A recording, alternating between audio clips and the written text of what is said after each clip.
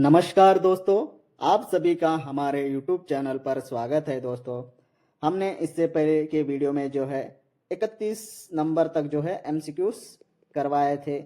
आज हम उसके आगे के जो MCQs है वह करवाएंगे। यह जो MCQs है भाई योगेंद्र जीत किताब से है। अगर आपके पास किताब नहीं है तो आप हमें संपर्क कर सकते हैं। हमारा नंबर है 8309053033। इस नंबर पर अगर आप व्हाट्सएप कर दोगे तो आपको भाई योगेंद्र जीत की किताब मिल जाएगी। आपके एड्रेस पर जो है कुरियर कर दिया जाएगा। और कल जो है दूसरा चैप्टर 1 जो है हमने कंप्लीट कर लिया है। और उससे संबंधित किसी को MCQs चाहिए तो टेलीग्राम चैनल पर जाकर हमारा नंबर वहाँ पे है। अगर इससे पहले जो नंबर दिया है उस पर अगर आप व्हाट्सएप पर हमें हाय बोलकर कहोगे और बताओगे कि PDF चाहिए तो आप वहाँ से PDF पा सकते हैं। दूसरा चैप्टर जो है तुरंत ही परसों के 2 दिन में हो जाएगा। और यह भी चैप्टर किसी को MCQs चाहिए तो वह भी MCQs ये ले सकता है।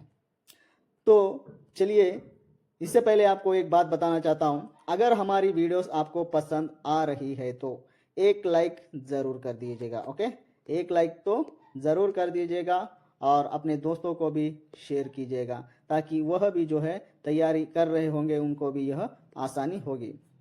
तो आपको हमारे पास जो है PDF भी मिल जाएगा अगर किसी को चाहिए तो। आप हमें सुपर थैंक्स भी दे सकते हैं।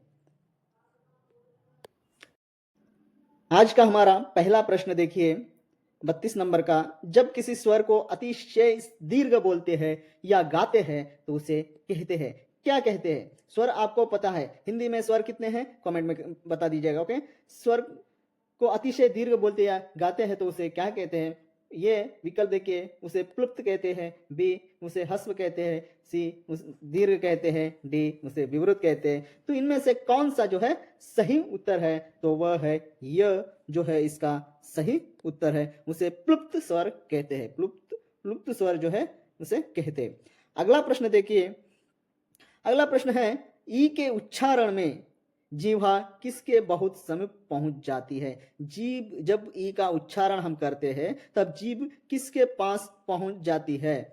तो ये कठोर तालु, बी कोमल तालु, सी दंत, डी ओष्ठ। तो इनमें से किसके पास पहुंचती है? तो इसका जो सही उत्तर है वो है ये कठोर तालु के पास जो है वह पहुंच जाती है। एक बार आप ई का उच्चारण कीजिए और ई का जब भी ई कहते हो तो वो तालु यानी जो भाग होता है तालु उसके पास जो है जीवा पहुंच जाती है समीप। आप एक बार उच्चारण करके देख सकते हैं। इसका सही उत्तर ये होगा। अगला प्रश्न देखिए, ऊ स्वर किस प्रकार का स्वर है? यह ऊ जो स्वर है वह किस प्रकार का स्वर है? ये हस्व पश्चवृत्ताकार, बी दीर्घ पश्चवर्तुलाकार, सी हस्व अग्र, डी दीर्घ अग्र। तो इसका सही उत्तर जो है ये हस्व और पश्चवृत्ताकार स्वर है। ऊ को हम क्या कह सकते हैं? हस्व और पश्चवृत्ताकार स्वर हम कह सकते हैं। ठीक है, अगला प्रश्न देखिए, ऊ स्वर के उच्चारण में जीवा की स्थिति कैसी होती है? जीवा यानी जीभ की स्थिति कैसी होती है? ये अगला भाग ऊंचा, बी मध्य भाग ऊंचा, सी पिछला भाग ऊंचा, डी बिल्कुल सपाट।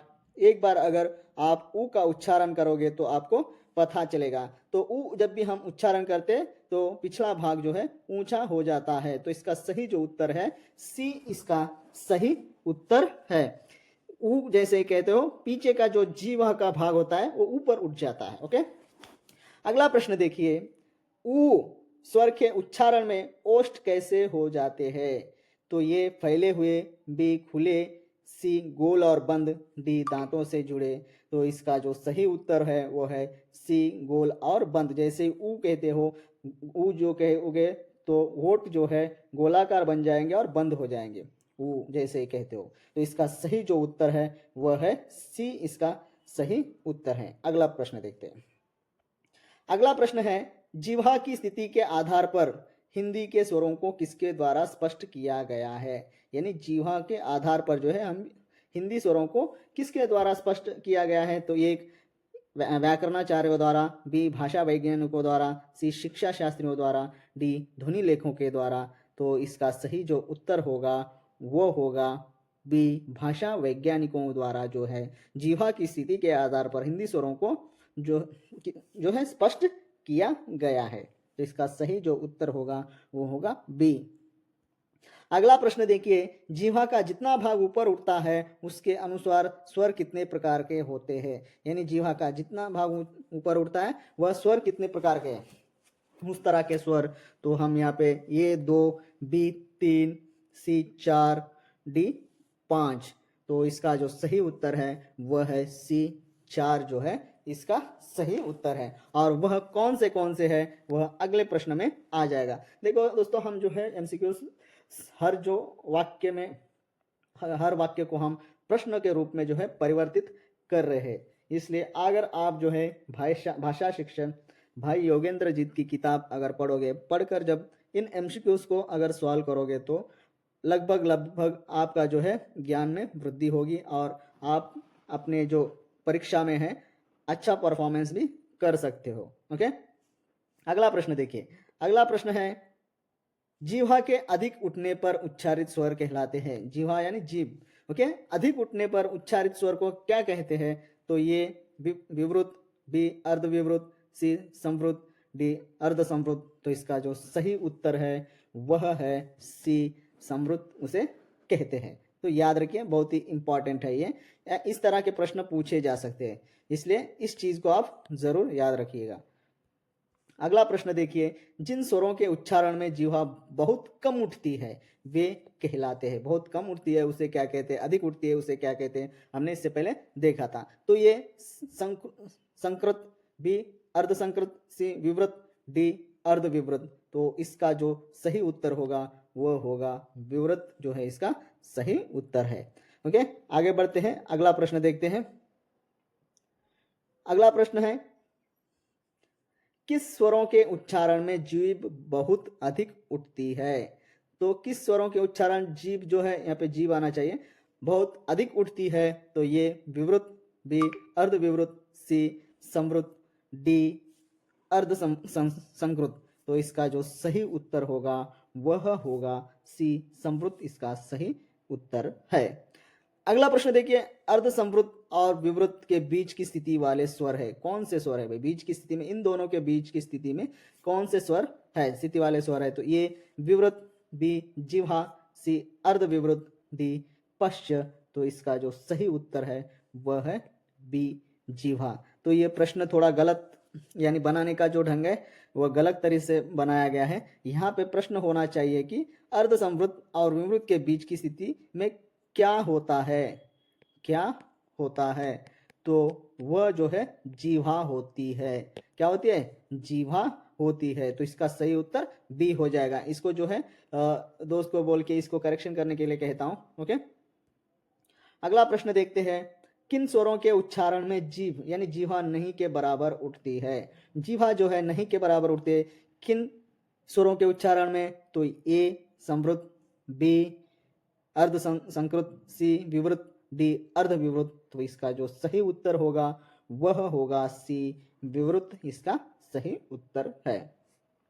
अगला प्रश्न देखिए, जीवा का कौन सा भाग उठने के आधार पर स्वर 3 भेदों में विभक्त होते हैं। तो स्वर 3 भेदों में विभक्त होते हैं। वह केवल अग्रभाग, बी केवल मध्य भाग, सी के केवल पिछला भाग, डी के अग्र मध्य और पिछला भाग।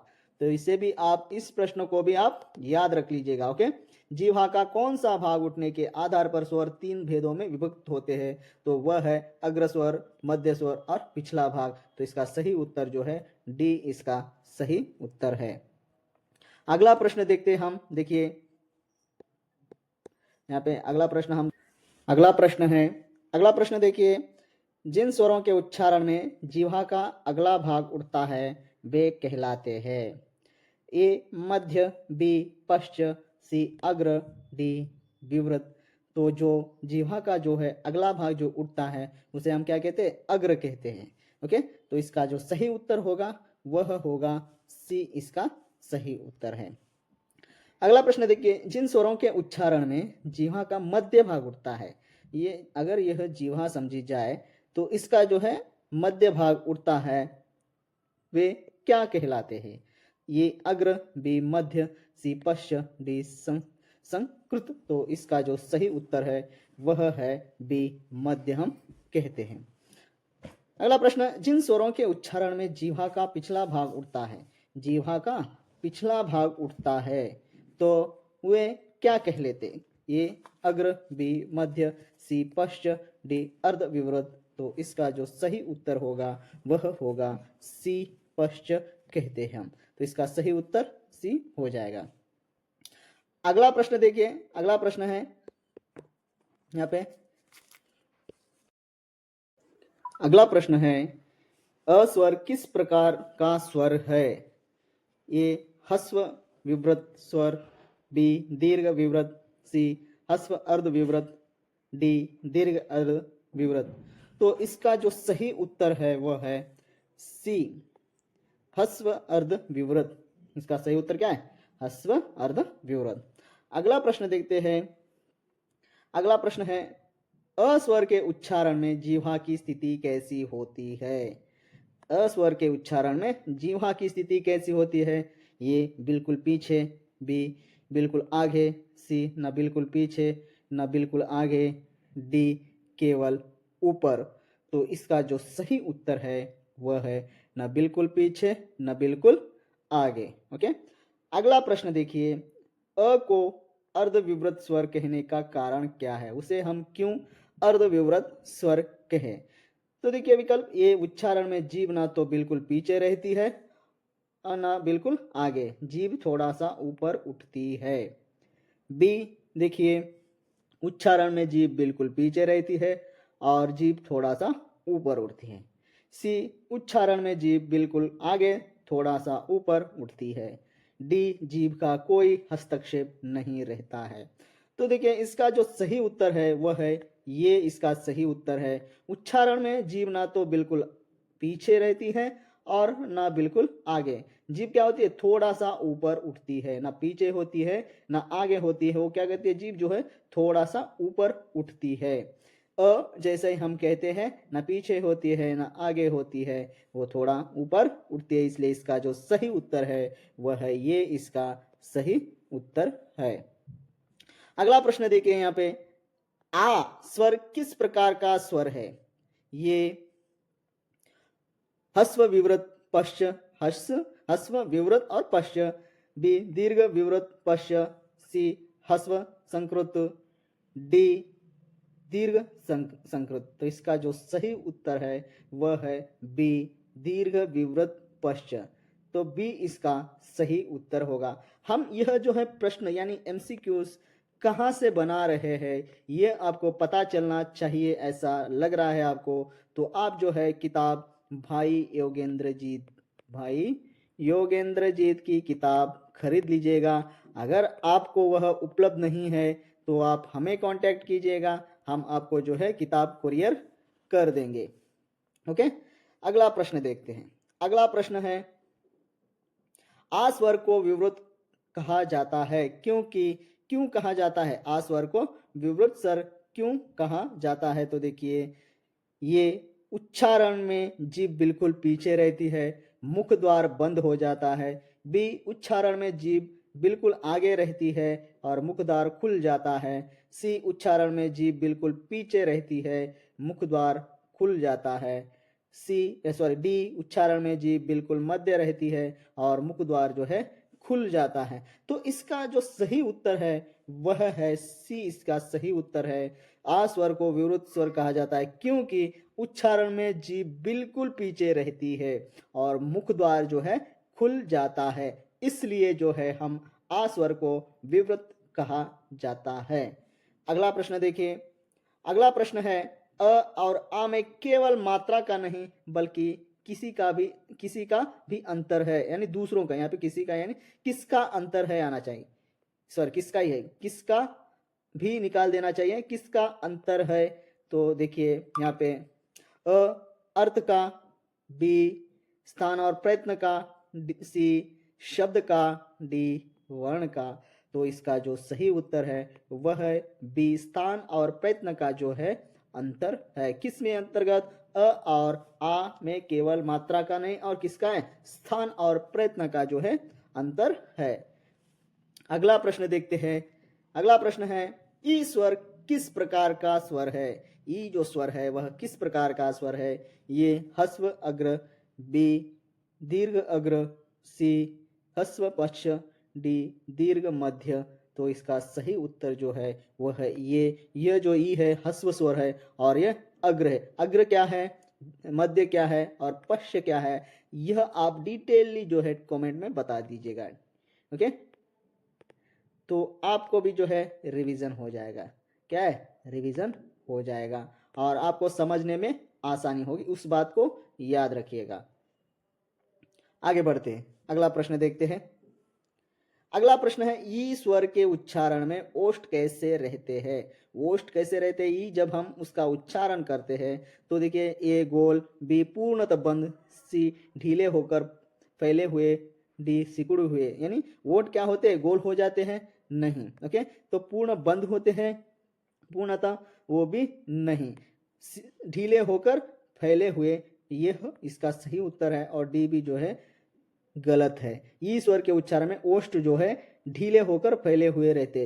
ई जैसे ही आप उच्चारण करोगे तो आप उसको आप फील कर सकते हो कि वह ढीले होकर फैले हुए रहते हैं। ओके, अगला प्रश्न देखिए। अगला प्रश्न है, ई स्वर किस प्रकार का स्वर है।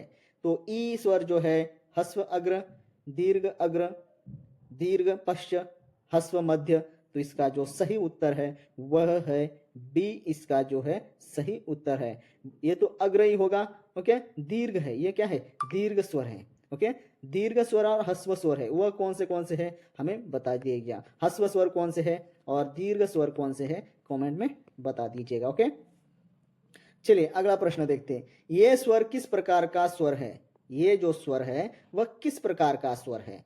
ओके, ये ह्रस्व विवृत, बी दीर्घ विवृत, सी दीर्घ अर्ध विवृत, डी ह्रस्व अर्ध संकृत। तो इसका जो सही उत्तर है वह है सी, दीर्घ अर्ध विवृत स्वर है। किस प्रकार का स्वर है वह, दीर्घ अर्ध विवृत स्वर। ये अर्ध विवृत स्वर क्या होता है, देखो दोस्तों हम जो है यहाँ पे एमसीक्यूज करवा रहे हैं और हम थ्योरी में जो है इसका डिटेल आपको स्टडी करवाएंगे, डिटेली समझाएंगे उसमें, क्योंकि यहाँ पर वो समझाते जाएंगे तो जो काफी समय लगेगा और हमारे दोस्तों को जो है एमसीक्यूज चाहिए, इसलिए हम पहले एमसीक्यूज के ऊपर ही काम कर रहे हैं, उसके बाद जो है हम थ्योरी करेंगे। तो पहले हम एमसीक्यू के बारे में देखेंगे। लगभग एक 1 मंथ में जो है यह किताब खत्म हो जाएगी, 1 महीने में किताब खत्म हो जाएगी। जैसे जैसे खत्म होगा उस तरह से जो है आपको पीडीएफ प्रोवाइड करते जाएगा। लगता है कभी देर भी हो सकता है कुछ काम के वजह से, इसलिए जैसे यानी एमसीक्यूज बन रहे हैं उस तरह से आप एमसीक्यूज लेकर भी आपकी प्रैक्टिस कर सकते हो। ओके, वो याद रखिए। अगला प्रश्न है, ये के उच्चारण में जीवा की स्थिति कैसी होती है। तो ये बिल्कुल आगे, बी बिल्कुल पीछे, सी कुछ पीछे की ओर उठी रहती है, डी बिल्कुल स्थिर रहती है। तो इसका जो सही उत्तर है वो है सी, कुछ पीछे की ओर उठी रहती है। ए जब भी हम उच्चारण करते हैं तो क्या होता है, कुछ पीछे की ओर उठी रहती है। तो इसका सही जो उत्तर है वह है सी, इसका सही उत्तर है। अगला प्रश्न देखिए। अगला प्रश्न है, ये स्वर किन 2 स्वरों से मिलकर बना है। ये इस तरह के प्रश्नों को आपको भूलना नहीं है, इस इंपॉर्टेंट के तौर पे रख लीजिएगा। ये स्वर किन 2 स्वरों से मिलकर बना है। तो ये अ प्लस आ से बना है, बी ई प्लस ई से बना है, सी आ प्लस ई से बना है, डी ई प्लस ऊ से बना है। तो ये जो है अ और ई से बना है। ए का जो यानी रूप है वो अ और ई से मिलकर बना है। वो कैसा, देखिए आगे उससे संबंधित जो है प्रश्न हमें देखने को मिलेगा। अगला प्रश्न में देखिए, वो स्वर किस प्रकार का स्वर है। वो जो स्वर है किस प्रकार का है। ये दीर्घ विवृत, बी अर्ध संवृत दीर्घ पश्च वृत्ताकार, सी ह्रस्व अर्ध विवृत, डी दीर्घ संकृत। तो इसका जो सही उत्तर है वह स्वर जो है अर्ध संवृत दीर्घ पश्च वृत्ताकार स्वर है। किस प्रकार का स्वर है, अर्ध संवृत दीर्घ पश्च वृत्ताकार स्वर है। तो इसका सही जो उत्तर है वह है बी, इसका सही उत्तर है। अगला प्रश्न देखिए, वो स्वर के उच्चारण में ओष्ठ कैसे हो जाते हैं।